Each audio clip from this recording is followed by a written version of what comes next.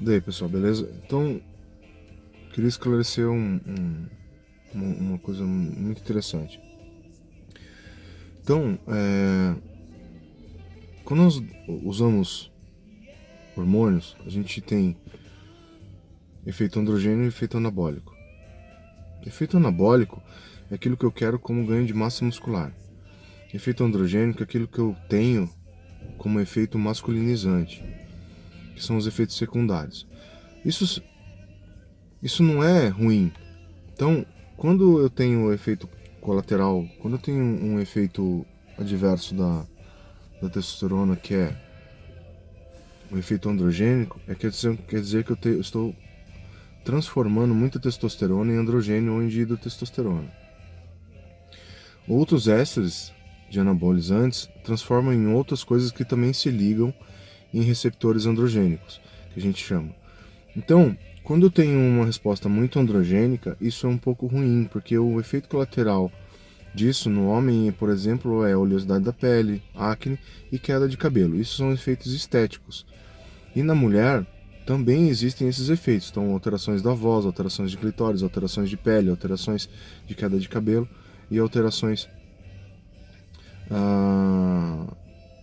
de pelos no corpo. Então, isso são efeitos externos, efeitos estéticos externos. Agora, tanto a testosterona como a dihidrotestosterona e o estrogênio também e a progesterona também, eles trabalham no nosso corpo em conjunto, eles trabalham em equilíbrio. Quando eu mexo em um deles, eu mexo em toda essa cascata. Então eu vejo muito comum um paciente chegando para mim, Ignas, eu estou usando testosterona, não, né, a primeira consulta já vem usando muitas vezes, em gel, injetável e o que seja.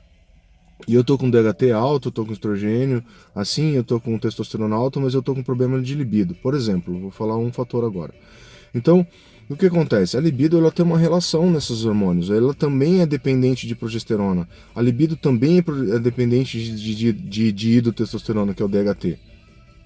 A libido também é proveniente, e ela também é dependente de estrogênio.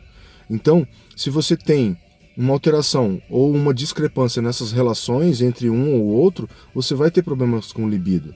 Mas e como é que eu resolvo, Ignas? Então, quando eu faço a reposição hormonal, eu tenho que entender como é que o corpo daquele indivíduo vai se comportar para eu trabalhar a quantidade de tudo que eu estou dando para que eles se mantenham numa relação.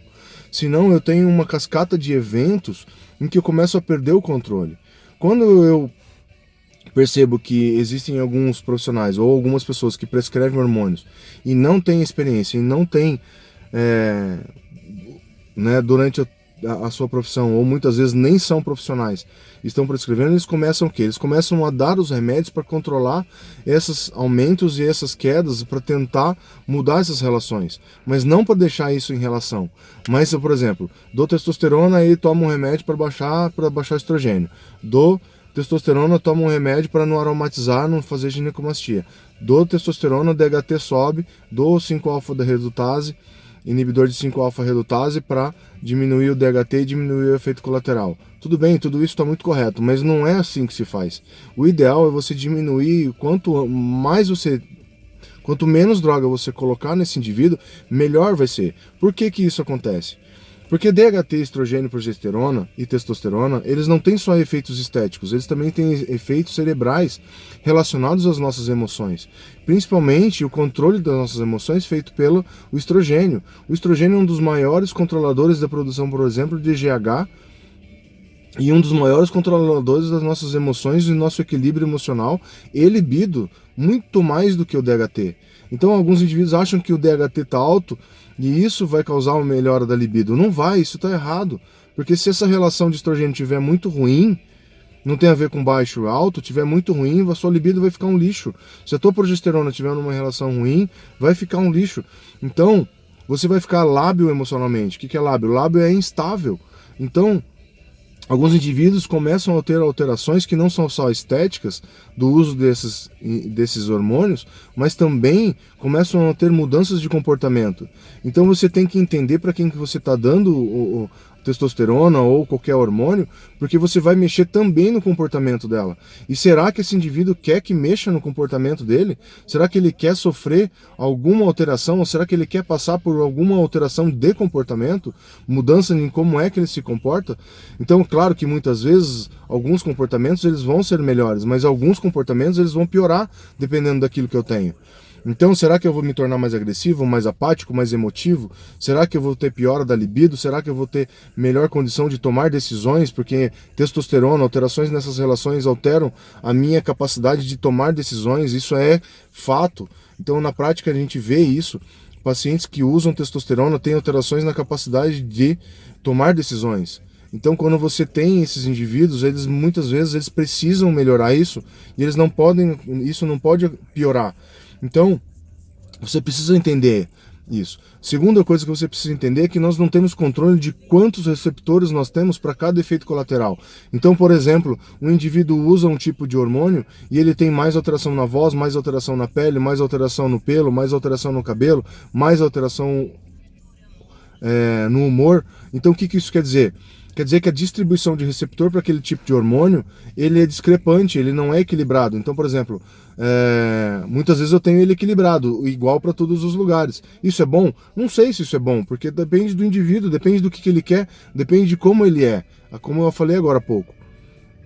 Então, quando eu vou trabalhar com receptores, eu tenho que entender que quando eu tenho esses receptores muito maior quantidade em um determinado local, eu tenho que cuidar com o efeito colateral, porque uma vez estimulados esses receptores, eles podem não ser mais desligados tão fácil. Uma vez ligado um receptor, uma vez criado um novo receptor, para você bloquear e fazer com que ele seja eliminado novamente, é muito difícil. E muitas vezes você tem que retroagir, você tem que trazer o quê? O seu paciente lá atrás, fazer com que ele perca tudo aquilo que ele ganhou nesse processo de reposição hormonal, por causa de um tipo de receptor que você ativou e você acabou com a vida dele. Então, é muito comum, é isso que está acontecendo no consultório. O paciente vem, ele refém de um efeito colateral, 2, 3 ou até mais efeitos colaterais, e com um grande problema para poder fechar esses receptores, para poder novamente tirar ele, né, desse estado de refém desses efeitos colaterais. Então é muito complicado.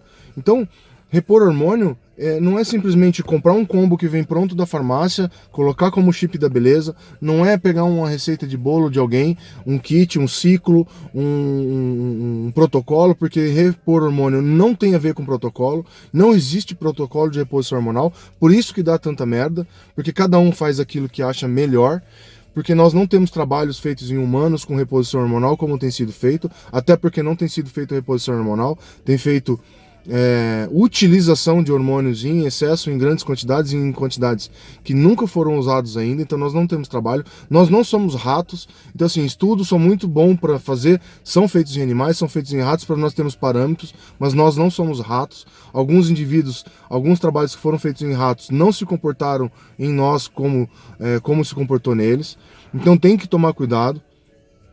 Todo trabalho precisa de metodologia, nós não temos trabalhos para nos dar respaldo para fazer muita coisa hoje. Então, o que eu tenho visto na minha caminhada, nessa caminhada de 16 anos, e de 14 anos como de 17 anos e de 13, 14 anos como endocrinologista, o que está acontecendo? É um paciente atrás do outro que não tem mais como reverter muitos dos efeitos colaterais. 99% das vezes dá para reverter, 99%. Algumas coisas, 1%, você não consegue reverter. Então, muitas vezes o paciente desse às vezes fica infértil. Muitas vezes um paciente desse tem alterações comportamentais que a gente não consegue mais voltar para trás. Tem alterações de pensamentos que não conseguem mais ser modificados. Porque uma vez modificada uma estrutura cerebral, para você mudar ela novamente, você precisa de muitos anos, às vezes, para poder novamente trazer ele para um estado que ele tinha antes dele ter usado hormônio. Então, eu estou fazendo esse vídeo para esclarecer um pouco que repor hormônio é uma maravilha, eu sou totalmente a favor de repor hormônio, eu amo o repor hormônio. Eu reponho hormônio como médico há 14 anos, por afinidade, por ter sido atleta lá atrás, antes da universidade, durante a universidade. Então foi uma área afim para mim, que eu estudei bastante, pratiquei muito, numa época em que praticar isso era até considerado, não vou nem falar, né? Era considerado um crime, assim. Então, mas desde lá eu já percebia o benefício da reposição hormonal, né? Começava-se a falar em andropausa, que eu não concordo com esse termo, não existe andropausa, o homem não para de produzir hormônio, né? Então não existe pausa. Então se usa o termo disfunção, tá? Na produção de hormônios. Então, e nessa caminhada eu percebi que muita coisa aconteceu e que eu não vi em livro nenhum, que eu não vi em lugar nenhum, em que não há protocolo, que depende muito da experiência daquele profissional, da observação daquele profissional. Então a gente observa durante os anos algumas coisas acontecendo, então a gente começa a perceber o que vale a pena e o que não vale a pena, o que pode ser bom e o que pode não ser bom muitas vezes. E a gente começa a entender que existe uma balança em benefício e malefício, em que você precisa entender o seu corpo, como ele funciona, e você precisa entender o que você quer para o resto da sua vida. Então, é muito importante você ter um bom profissional para te acompanhar. É muito importante você ter um profissional estudioso. Sim, claro que é importante ter um profissional estudioso, e claro que nós todos tentamos estudar cada dia mais. Eu estudo cotidianamente, eu estudo. Todo dia vendo um artigo, se presta ou se não presta. Você abre um artigo, você começa a ler na metade, você para porque está todo cheio de erro. Então a gente vê muita gente tomando conduta, lendo um resumo de artigo.